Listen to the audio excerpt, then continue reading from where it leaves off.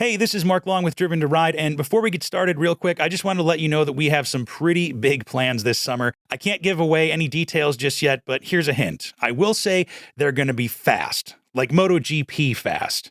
And hey, if you want to experience MotoGP up close and personal, the only race in the USA this year is at Circuit of the Americas in Austin, Texas from April 12th to the 14th. And if you can't make it there in person, you can subscribe to the MotoGP live streams at MotoGP.com. Anyway, I'm super excited to bring you with on some of the adventures we've got planned. But until then, let's start the show.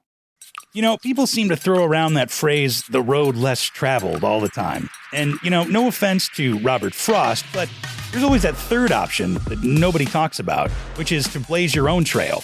And that's exactly what Sarah Schilke has accomplished in the motorsports industry. Sarah discovered early on that life on two wheels was definitely the way to go. And she's gone flat out, weaving her passion for bikes with a successful career. From motorcycle safety training to a dealership parts department, Schubert helmets, BMW Motorrad, Sarah's now running the US side of the German-based SW-Motech. Yeah, that SW-Motech. And if that didn't keep her busy enough, she's also the co-chairwoman of Women Riders Now, the #1 resource for news, reviews, and the love of motorcycles from the female perspective. When she's not taking the powersports industry by storm, she's what else? Out riding, tackling the streets of Portland and the trails of the Pacific Northwest. Rain, shine, or whatever else Mother Nature wants to throw at her. This is Sarah Schilke. I'm your host, Mark Long, and you're listening to Driven to Ride. All right, Sarah Schilke, you are on Driven to Ride. Thanks for being here. Oh, this is such an honor. Thanks for having me. Well, the honor is all ours. It's you are a force to be reckoned with in the motorcycle industry. Let's just start right from the beginning. What do most people know you for? What would you say is your claim to fame? Well, I feel like what I hear a lot is that since I've been in motorcycling and the industry for 30-ish years, I'm considered a pioneer in women's motorcycling. One of my claim to fame is I am the first woman who was ever elected to the Motorcycle Industry Council Board of Directors. I've also been recognized by the AMA in a traveling women's motorcycling exhibit. I was named Bonnier's 50 Makers of Motorcycling and Dealer News's Top 100 Women in Motorcycling. It's just, I think, over the span of my life and career, all the things that I've done to further women's experience in motorcycling and participating in it myself. Yeah, awesome. I mean, that's a great elevator speech if I've ever heard one. So let's go back to the beginning. How did you even get into motorcycling in the first place? So it's kind of a funny story. Dark and stormy night in college. I was hanging out with some friends, drinking Henry Weinhardt's classic Oregon beer from back in that time. And out of completely nowhere, I was like, hey, wouldn't it be cool if I rode a motorcycle? And everyone was like, oh, yeah, okay, sure, whatever, Sarah. But a few days later, one of the guys from the group came by, and his dad was a motorcycle rider, and he brought a little classified ad from the newspaper for a 250 Honda Rebel and said, hey, when you said that thing the other night, if you were serious, this would be a great bike for you to get. And I was like, oh, okay, that's really funny, but thanks. And I wasn't that serious, but I kept it taped up on my mirror for a while. And then one evening on a whim, I called on it, and it was a woman selling it, which actually I know that made me feel more comfortable asking all my stupid questions, because I knew absolutely nothing about motorcycles except that they have two wheels and they're pretty shiny. Yeah. Starting from scratch. Yeah, exactly. Like I didn't know. I mean, I knew the name Harley Davidson, but I didn't know there were different brands or styles or segments, any of that. And so I ended up buying that 250, and that was my first bike. And thankfully, the woman sold it to me, but she brought it over and advised me very strongly to take the MSF class. And so I did that, and I got my license, which I am just so happy that I did it that way to get some solid skills first. It was a challenge being a new rider. And then I met a neighbor of mine who rode a motorcycle, and that became the only other person I knew with a motorcycle. So we had some adventures, and that expanded my knowledge that it wasn't just something that you ride around town, but you actually ride it for fun. And the first time I rode out to the coast was like, wow, this is a whole new world I didn't know about. And so yeah, and then that kind of got me into it. And my friend was going through the training to become a motorcycle safety instructor. So I got heavily involved with the training community right off the get-go. And that just, yeah, kind of got me hooked, and I stayed in it. And my next bike was a 700 Nighthawk, and I got it about a month later. So I worked really hard and bumped up really quickly. But yeah, I was pretty hooked right off the get-go. Yeah. Yeah. Do you remember a moment like when you first threw a leg over a bike, or that one of the first rides where you like knew this was going to be like a thing forever? I mean, it's hard to say because there's been so many moments. I mean, even the first time when I went to look at that little Rebel and she took me for a ride on the back, it was just exhilarating. It was so fun. And then the thought when I was in the class and I was making the motorcycle move on my own, that was, pretty empowering and fun too. And then I think every time you experience something new, like that first ride to the coast, or even the first time I was like, oh, I want to ride my motorcycle. I think I need more shampoo. I'm going to run to the store. It's like every little new experience you have, I think, makes you get even more hooked. Yeah. Sounds like really the momentum of the excitement and the utility and the adventuring of a motorcycle really is what did it for you. So yeah, exactly. So being an MSF instructor and getting involved with the MSF, is that kind of how you got started in the motorcycle industry? So it was part of it. Right around the time that I started getting into the becoming an instructor, I was also graduating from college and kind of trying to figure out my next steps. And right around that time, a staff position came open at Team Oregon, the training program in Oregon. And I applied for it, and that was also kind of on a whim, because I was new to motorcycling. But I ended up getting that position, and that was what kind of launched me, because from there I was really hooked on not only riding, but also like being involved with the industry, I guess. And then from there, I just, moved up and onward in the industry. Yeah. Yeah. I have to imagine it was probably to be able to see others experience the joy and the excitement and kind of like the liberation, I guess, for lack of a better term, that a motorcycle brings people. To be able to see that and bring that to other people probably had to be really fulfilling. Oh, it's always been fulfilling. I started teaching in Oregon, and then subsequently later I moved to California, where at the time most of the industry was down there, and so I wanted to go down there and kind of continue my career. And I worked in training down in California as well. And so over the course of 13 years of being involved with it, it was just like every class you get to experience that joy and excitement and that like first light bulb smile of all the students in the class. So it's really fun. Anyone out there in the world, if you've thought about becoming a motorcycle safety instructor, do it. It just gives back. It's so much fun. Yeah. So then I have to ask, like, what did you study in college? Was that even related to what you do now? Or was it just like you discovered motorcycles and just took a left or a right, I mean, in some ways I took a left, and in other ways it was kind of meant to be, because in college I was an exchange student early on, and so I studied German and I spent some time in Germany, and then my degree was in sociology with a focus on social research, and then a secondary German degree also. And so I also kind of leveraged that, because then I was started in the motorcycle industry, and I pursued jobs with German companies. So I think I've been at 4 or 5 German companies in motorcycling Wow. at this point. And I went back to get a graduate degree in marketing and advertising with a small focus on social research. And so it kind of all played together to build this kind of trifecta of like motorcycling, Germany, and marketing. Yeah, that's super cool. It's weird how stuff works out, you know? Yeah. And especially probably because I mean, like you said initially, you knew about Harley Davidson, you weren't sure about other brands or whatever. So like BMW, like Hmm. probably wasn't even a blip on the radar when you first started.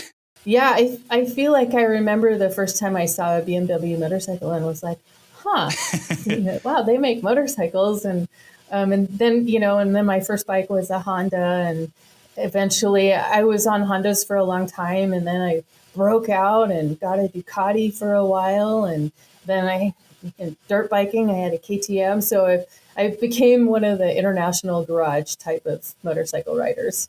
Right, right. And correct me if I'm wrong, but I think you worked for BMW for a minute, Yeah, right? I sure That was did. one of your German manufacturer stops. Yeah, exactly. I worked for BMW North America for about 5 years in both marketing and as a field rep. Okay. So can you tell us like kind of what that experience was like, what you did at BMW? Sure. So I originally, well, at first I was working with Schubert, the German helmet company, and we had a collaboration with BMW because when they launched the K1600, the comm system for that bike paired with the unit for the Schubert helmet. Okay, cool. And so, yeah, I was involved with BMW a little bit, training their staff and some of the dealers on the comm system and the helmet. And so that I think I met some people at BMW through that or whatever. And then eventually this marketing position came open, leading the BMW Motorrad marketing team. And I applied for it. Someone recommended that I apply for it, and I did. And so I did that for a couple years. Um, and that was based in the East. And I'd been living in California for about 17 years, and then I moved back east for a couple of years. And I was finally starting to think I need to figure out how to get back to Oregon because my parents are getting older, and they were starting to have some, health issues and stuff. And so then a field position came up in Oregon with BMW. So I took that, and I was able to move back. And so I was calling on dealers in the northwestern 1/5 of the U.S., which is a pretty huge territory. But Yeah, for sure. yeah, that was just a really fun job. And then eventually, SW-Motech contacted me because they wanted to start a U.S. operation here on the West Coast, and so I jumped on board with that, and that's where I am today. Yeah, I was going to say that's your current position if you can't tell from your shirt and then from the van behind you a little bit that we can see. Oh yeah, exactly. Um, so and SW Motec is luggage and tank bags and things of that sort, right? Can you Hmm. talk a little bit about what you guys do? Yeah, absolutely. It's a German company, so it's premium motorcycle luggage, dry bags, waterproof luggage, carrier systems for saddlebags, hard cases, and racks for tail bags. And then we also make a lot of protective parts. We're known for crash bars, engine guards, and things like risers, bar backs, navigation holders, all kinds of protective parts like that too. Yeah, cool. And I have to imagine, well, aside from the German exchange, being fluent in German, if I did my research correctly, being in the motorcycle industry, but also being from Oregon and the Pacific Northwest, I think you're kind of uniquely qualified to like be the person in this position because for anybody that's not been in the Northwest, I mean, it's a unique kind of riding you can't find anywhere else. Yeah, I mean it is a really good matchup. The community of riders here in the Northwest is just tremendous. Everyone's very passionate, and it's definitely expanded in the 20 years that I was gone. Hmm. But I think maybe just due to the fact that it rains so much, and so you have to be pretty hardcore if you're going to be a rider here in the Northwest. And the summer, it's just beautiful. We have great roads. We've got beach, we've got desert, we've got mountains. So yeah, it's a really wonderful place, and I think that passion is what kind of sold SW Motec on. This is a great area to launch the company in the U.S. Yeah, no, it kind of reminds me of what they say in London, where it's like if you're planning on staying home in London because of the rain, you're never going to do anything. And uh, Exactly. Exactly. but also, I mean, in addition to the riding in the wet, but there's a ton of off-road ADV riding. I mean, that's huge out hmm in Oregon and the Pacific Northwest, and that's something you're into, right? Yeah, absolutely. I actually started riding off road when I was still in Oregon. I got a Hmm. little XR 250 dual sport bike that I took to California with me. And when I moved to California, then I started to meet a lot more off road riders, and I got really heavily into desert riding. And eventually, I met this woman, Deanne, who is known for being a part of Baja Designs. Hmm. And she was a novice level desert racer back then. And we started riding together. And at some point, I thought, well, hey, if she can do this and we ride the same, then I should just give it a try. And it was really fun. And it helped me kind of being a new person in California. I could haul my bike out to the desert races. There'd be people there to help me unload it. I could do the race, follow my own ride, just follow the flags, and people to help me um, in the pit crew, and then like help me load my bike back up at the end. And there's a sweep crew. So it was kind of like I could do it on my own, but there was a community of support. So I pursued that for a number of years and kind of rose up in the ranks of the desert racing community in Southern California and dabbled a little bit in motocross too as kind of cross training.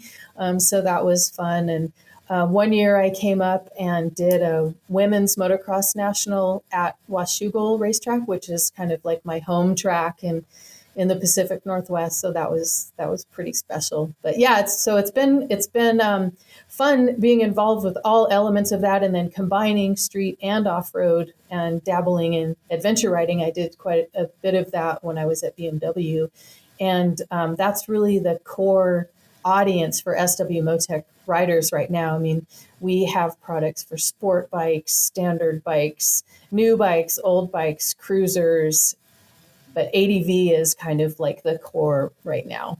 Yeah, yeah. So, do you have a preference for street, off road, adventure? I mean, you've done it all, which is super cool. And but is there one, if you had to pick one?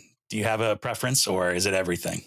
I get asked this question all the time, and it remains the most difficult question to answer. And Sure. I feel like whatever I happen to be doing at the moment is my favorite thing that I feel like I can't live without, whether it's street or dirt or whatever. So, Yeah, yeah, yeah. It might just depend on the day of the week. If you have like an international garage too, where it's like, well, okay, yeah. the Ducati can be the Monday bike, the Yamaha will be the Tuesday bike kind of thing. And um, so let's shift gears a little bit, because you also, in addition to being in the industry, you've been, like you said, kind of a trailblazer, and you've also been somebody to really kind of bring women riders to the forefront. And you are the chairperson for women riders now. Do I have the position correct?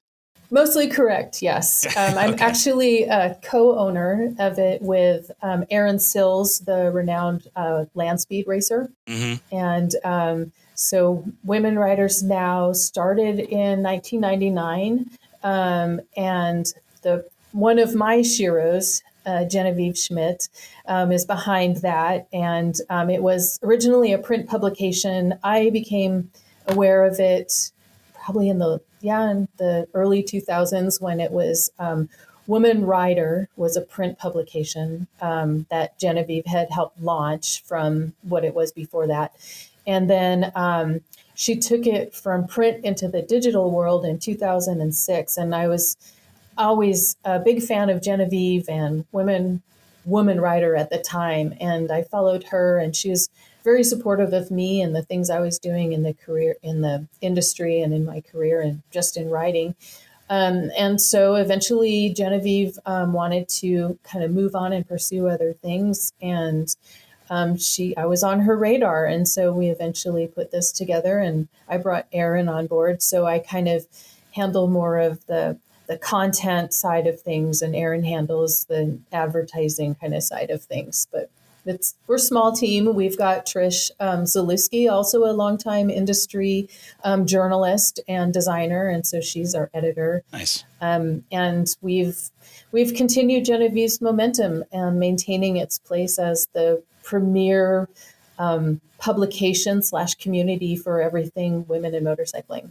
Awesome. Yeah. Can you tell me kind of a little bit more about what you cover in the publication and some of the content that you bring out to the world? Sure. It's basically like any other general interest publication, but ours is by women for women. So we do bike reviews, we do gear and product reviews. We have a feature that is very popular, the new rider section. So we have a lot of great resources for people who want to get into motorcycling or have just gotten into it and need some tips and advice. We also have a reader story section where we profile women riders, and it's really interesting to learn about other women's stories, how they got into it, how it's changed their life, that kind of thing. So, we've got a national calendar of events, specifically women events or events that have a section specifically for women.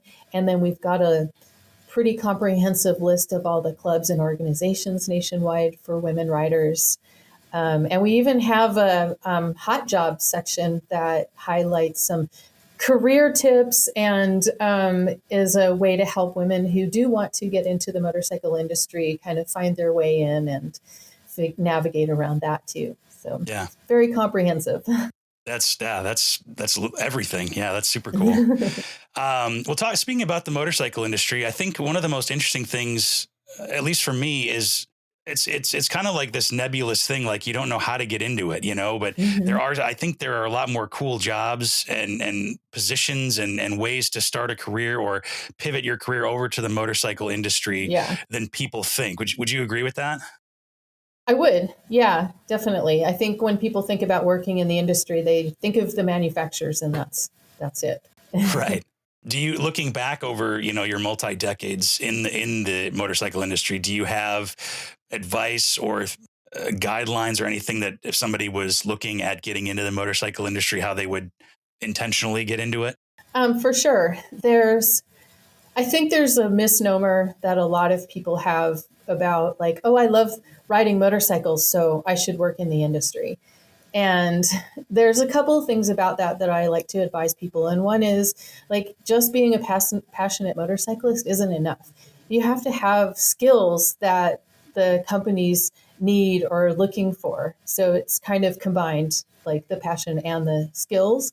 And then a lot of people think like, I'll get a job in motorcycling and I'll just be paid to ride motorcycles all the time. But there are a few positions like that. But in the end, it's still, selling widgets, I guess is a good way to put it. Sure. And, a lot of people sometimes can find that you're actually getting into the business world. And so sometimes you might not even ride as much because you won't have as much free time or you'll be traveling more, things like that. So I think it's important for people who want to get into the industry to have a realistic perception of what it's like. But that said, I mean, as far as selling widgets goes, selling motorcycles and motorcycle related products is certainly more fun than pencils and dishwashers. Sure. Yeah. Yeah. It's a job, but it's a fun job, and that's important. So exactly. Yeah. So you said with traveling, you spent some time over in Europe, worked with a lot of German companies. Have you done a lot of motorcycling in Europe? I have, yeah. Kind of on my own I've ridden around Germany a bit for a while I was living there. I had a bike. So I've done a lot of riding like that. There's an organization called the Women's International Motorcycle Association, and they have rallies every year. It's in a different country or continent. So I've traveled to a couple of those, which is fun because arranging a bike. So ridden pretty much all over Europe and Finland, and I went to Japan one year with that. Cool. Yeah, obviously I've ridden in Canada and even Alaska, but yeah, so it's a really fun way to see and experience a foreign culture and community. Yeah, for sure. Do you notice any differences between European motorcycling and American motorcycling, or Japanese motorcycling and American motorcycling for that matter? Um, Japanese motorcycling was fun because that was the first time I rode a motorcycle on the opposite side of the road, Right, yeah. which was actually, I found it easier to adapt to than I had expected. But yeah, it was initially a challenge. And then reading signs and things was a challenge. As far as Europe goes, I feel like Europe, the culture is a little bit closer to our culture than the Japanese culture is. Okay. But it's definitely different. For example, Europeans are much more transportation oriented in terms of motorcycling. So whereas Americans are much more leisure oriented, Europeans, commuting on a motorcycle is normal, and having bikes that are decked out for commuting is more normal. And I think it's also more normalized for women to be motorcyclists in Europe. You see the dealers carrying more products for women, and women aren't stopped everywhere and asked if they rode that there or why they ride, and all those things. So that it's funny because that comment, I mean, you hear it on YouTube or you hear it out in the world. It's like you see somebody standing next to a motorcycle and it's like, you rode that here? Yeah. Like who well, I'm just decked out in head to toe in motorcycle gear. No, I'm just standing by it for no reason. So it's a very strange phenomenon. Yes. Yeah. Well, let's talk about some other trips that you've taken. What is like the favorite trip that you've taken, or maybe the most epic trip that you've taken in your motorcycling career? I would say that's probably like the other super hard question to answer, especially because I've done so many epic rides over the years. I think one that really stands out for me, I love the global community of motorcyclists. And like I said, going to Europe or Japan or wherever else and experiencing the culture from two wheels is really special. But one of the rides that really stands out to me was when I did a cross-country ride. I bought my Honda Super Hawk on eBay and blind and flew out. The seller picked me up in Washington, D.C. Okay. And then I rode it back home to California. And I was solo, except for here and there, I'd have someone join me for like a day or something. And so that was really fun. And it was really eye-opening to get that scope of how big the country is. When you can fly over it in 5 hours, it's a lot different than how long it actually takes to get across Kansas or something like that. And then all of the different scenery that you see, and the different cultures even within our own country that you see along the way. And then one of the highlights of it was when I got to New Mexico, I picked up Route 66 and rode that all the way back to California. And I mean, Route 66 isn't the most fun road in terms of like twisties and all of that stuff, but it was really fascinating if you do research along the way and learn about the American history that it displays. It was just fascinating to learn about the history and then see the history roll out in front of you. And I felt like, Route 66 is something that every American should do to get in touch with our past and our history. So that is why I think that the ride through America was one of the most epic. Yeah.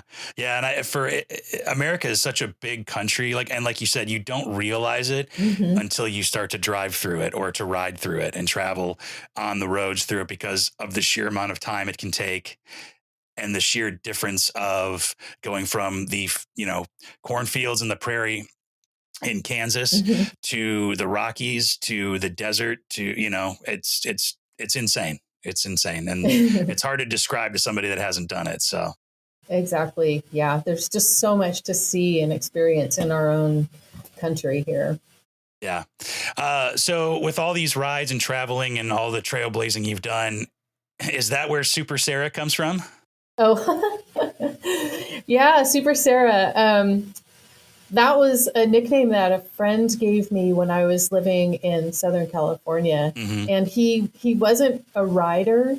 And he was just blown away by the fact that I rode. And then when I was getting into racing and that I was trying to work in the industry. And he was like, wow, you do it all. You're just like super Sarah. And so he started calling me that, and it kind of spread. But then eventually one of my boyfriends actually got a set of desert racing leathers with Super Sarah on them. And so then it's kind of spread throughout the desert racing community. And sometimes I'm like, oh, I don't know about that. And so whenever I didn't wear those leathers, people would complain, like, I couldn't find you out there. I didn't know where you were. So, so it just kind of stuck, and it spread beyond the racing community into my day-to-day life. And it's kind of stuck over decades, which is kind of silly and kind of fun at the same time. Well, I think it's well earned from everything that you've accomplished. And Thank you. do you ever kind of look back at everything you've done and all the things that you've accomplished and like, wow, like I've done this. I did all this. I traveled here. I was part of this organization. Have you ever kind of like had that moment? I mean, I do, like, especially going through boxes of old photos, before, sure. From before the digital time. And yeah, things will spark a memory of like, oh my gosh, that's right. I did that ride, or I met that person, and, or got that recognition or whatever. But I feel like, what am I doing now? Like, there's so much more to do. There's so much more to see, and like women in motorcycling still needs advocates and all of that. So, it's like, it's really fun to reflect on having had so many great experiences and such a fun life, but it's not over yet. There's still so much more to do. For sure. Yeah. It sounds like you don't really look in the rearview mirror too terribly much. You're too busy focused on the road ahead. Appropriately. I mean, so. I feel like now that you bring it up, I should, because the memories are so fun. Sure. But you're right. There's so many more memories to make.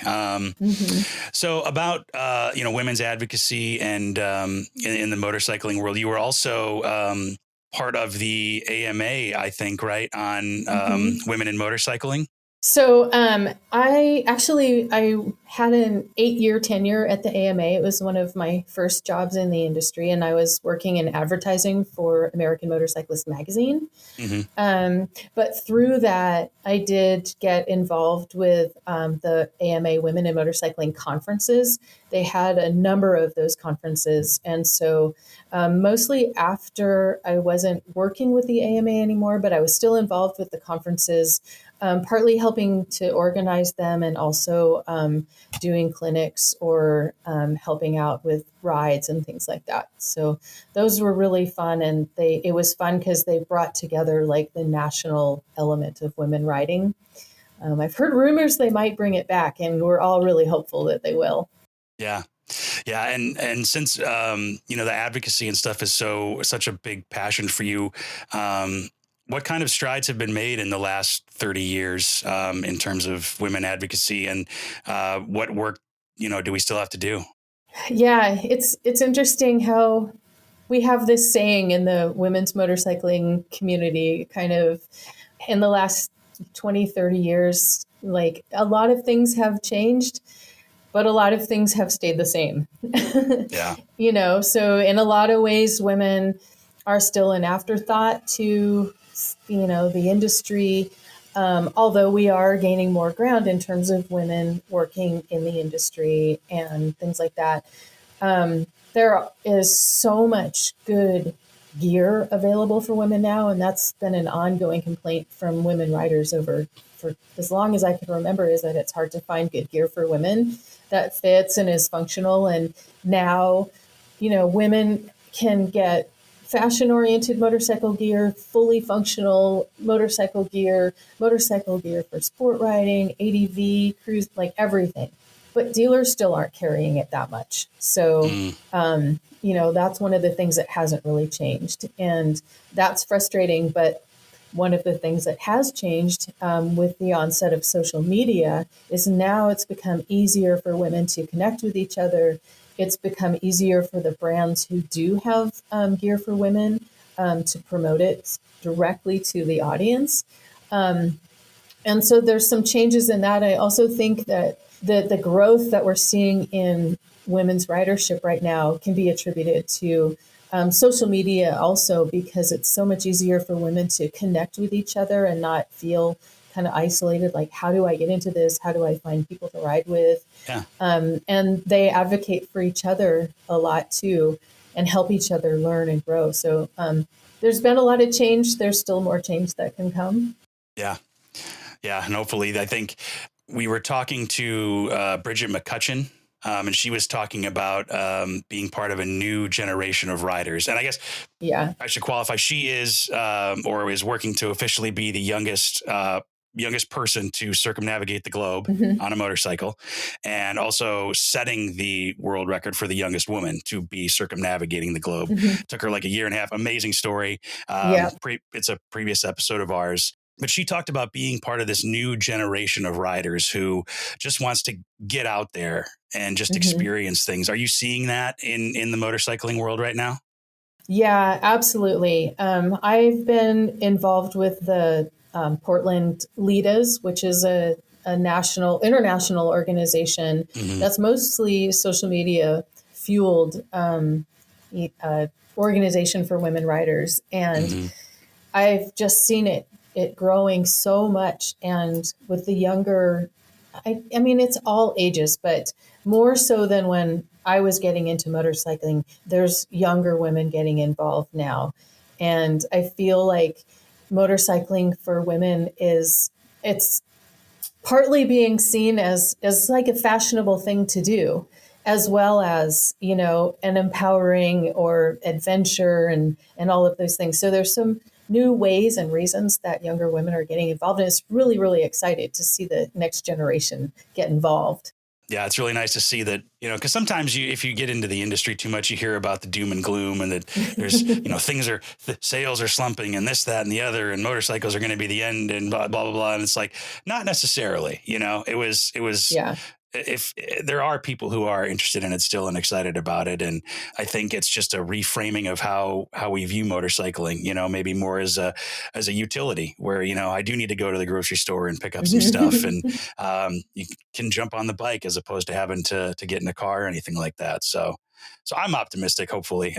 Yeah. And I think also the younger generation, and not just women, but the younger generation is more about experiences than things. Sure. And so motorcycling plays right into that because it's a fairly inexpensive, easy way to have a lot of different experiences. And we see that as well. And integrating outdoor experiences like moto camping or moto touring and all of those things. So it kind of leverages the things that the younger generation is already interested in and adds another element to it. Mm-hmm. Yeah.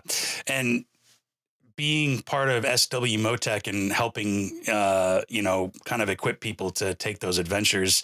What's your favorite part about kind of being in this position right now and kind of being able to run the U.S. division of SW-Motech?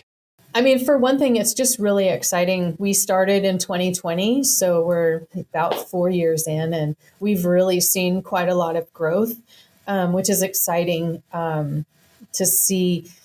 Yeah, given the gloom and doom that some, corners of the industry are experiencing. But when you look at it, keep in mind the COVID years and scale from before COVID to now, we are seeing some continued growth. And it's exciting for us because we get a lot of people who are either buying a new bike day, new luggage day, or they're pulling an old bike out of the garage and they need to get new stuff for it and getting reinvigorated into the sport. And both of those are really fun to see and experience and help with. Yeah. Yeah. And you said too, I think what's happening is people are realizing that you can ride a motorcycle more and do more with it, but you do have to have luggage or have something to carry stuff, especially if you're on a sport bike or something like that.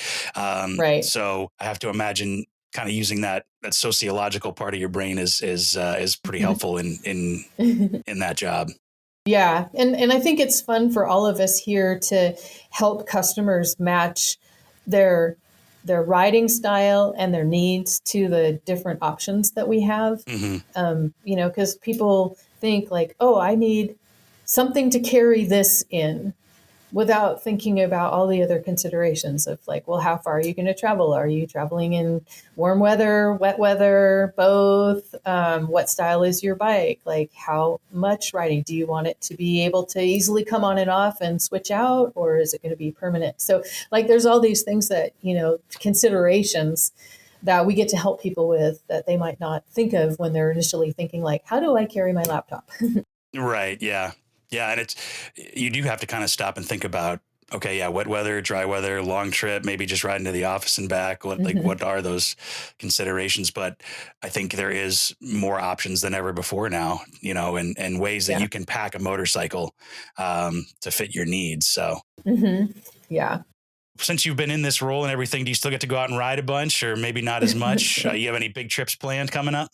Yeah, I do. And actually, I try to ride to work fairly frequently, even though in the winter, I feel like it almost takes longer to bundle up than it does to actually do the ride. But, I still try to not put my bikes up for the winter and keep cycling through. But I do like to travel a lot, obviously. So next month, I'm planning to do a dual sport ride in Death Valley. Very cool. So that's going to be fun. And then later in September, womenridersnow.com is doing a ride with a tour operator, Blue Strata Tours, in Spain and Portugal. Wow. And Erin Sills, Trisha Zalisky, and I, the core Women Riders Now team, we're all going to be on the ride. So it's going to be pretty special. I'm looking forward to that. That's really cool. So I want to give you an opportunity here, aside from, or rather in addition to Women Riders Now, are there any other organizations that you're part of that you're passionate about that you want to talk about, or maybe any other organizations or resources for women motorcyclists that you know of that you want to kind of shout from the rooftops? I feel like Women Riders Now covers a lot of that.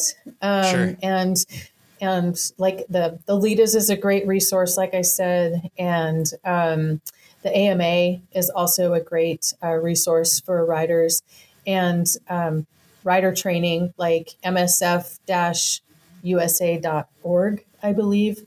You can put in your zip code and find training close to you of all levels, beginner all the way through advanced. So those are all really important things for riders. And to go back to the question about working in the industry, there's some great resources there too. You can find Jan Plesner on LinkedIn, and she's a recruiter specifically for the powersports industry. Oh, cool. And there's also motorcycleindustryjobs.com. It's a national listings for dealers, manufacturers, aftermarket. You can throw your resume up there and you can search for positions. So that's another great resource too. Nice. Yeah. I figured you'd be the person to ask, so, so let's, last question. What, kind of looking back at everything and after our conversation, what is it about motorcycling that is so special to you that's kept you in the industry and that's been part of your life for so long? Yeah. I think what it boils down to is motorcycling is fun. That's what you experience with the new riders when they get that sparkle in their eye. And that's the element of motorcycling that keeps you doing it. Is it's fun. I like the adventure element. Even just operating a motorcycle is fun. So there's that part of it, but it's beyond that. It's the community of riders. It's really a global network, and it's on the one hand, you share a common bond world over with people who ride motorcycles, but there's also differences. So it's really interesting to get to know just the world through the eyes of motorcycling. Sure. And, I think it's also, in some ways, it's empowering because not everyone does it. Not everyone can do it. Not everyone can do it well, I think. It's challenging, too, because there's always some new thing to learn. Like when I first got into off-road, like that was a challenge. So you get to experience that learning curve again. And then even going from desert to motocross or from, cruising to sport riding, there's always a new way to experience it and a new challenge. So that's fun. And then just even in the cold, snowy winter when you're bench racing with a bunch of friends, at the local pub or watching a superbike race or something like that. The community is always there. Yeah, I love it. No, it's perfect. Well, Sarah, thank you so much for your time. Appreciate it. Is there anything we didn't get to talk about that you wanted to talk about or mention, or? I don't think so. We've covered a lot. We kind of went full throttle on it. So, but no, you are an impressive force to be reckoned with in the motorcycle industry. So we appreciate the time, and we can't wait to talk to you next time. So thank you. All right. Thank you so much. Great to be here. Thanks for listening to Driven to Ride. Interact with us and check out full unedited conversations, photos, interviews, video interviews, plus other goodies on YouTube or Instagram at Driven to Ride Podcast. Or you can check us out at driventoridepodcast.com.